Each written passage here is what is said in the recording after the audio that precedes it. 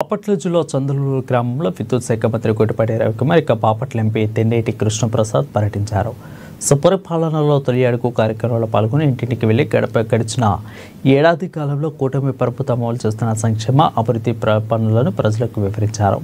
ఈ సందర్భంగా 10 మంది దివ్యాంగులకు ఉచితంగా ట్రై స్కూటీలను పంపిణీ చేశారు. అనంతరం ఎన్టీఆర్ విగ్రహావిష్కరణ కళావేదికను ప్రారంభోత్సవం చేశారు. చంద్రలూరు గ్రామానికి 30 లక్షల నిధులతో సీసీ రోడ్లు వేశామని అన్నారు. గతంలో జరిగిన పేరెంట్స్ టీచర్స్ సమావేశంలో ఇచ్చిన హామీ మేరకు జిల్లా పరిషత్ ఉన్నత పాఠశాలలో పిల్లలకు డైనింగ్ హాల్ నిర్మాణానికి 35 లక్షల నిధులు మంజూరు చేసినట్లు తెలిపారు.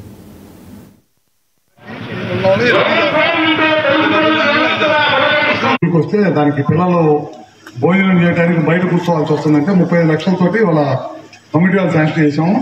అది తొందరగా కట్టమని చెప్తా ఉన్నాను. మన గ్రామస్తులకు అప్పచెప్పాము. దాన్ని కట్టడం బాధ్యత మనం ఉంది. తొందరగా చెప్పిమన్నాం.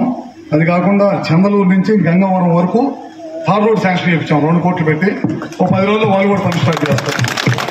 ఈ 3 చేయించాము. ఇది కాకుండా మన ప్రభుత్వం వచ్చి 1 సంవత్సరం 3 నెలలు అయింది. సంవత్సరం 3 నెలల్లో మనం చేసే కార్యక్రమాలు అన్ని కూడా ఎలా ప్రజలకు అందుతున్నాయి అనేదే ఇవాళ మేము చేసే కార్యక్రమం. నేను ఎందుకు మీ ఊరు రావాల్సి వచ్చిందంటే మీరు ఇస్తున్నాం 64,000 కోట్లు ఖర్చు పెడుతున్నాం.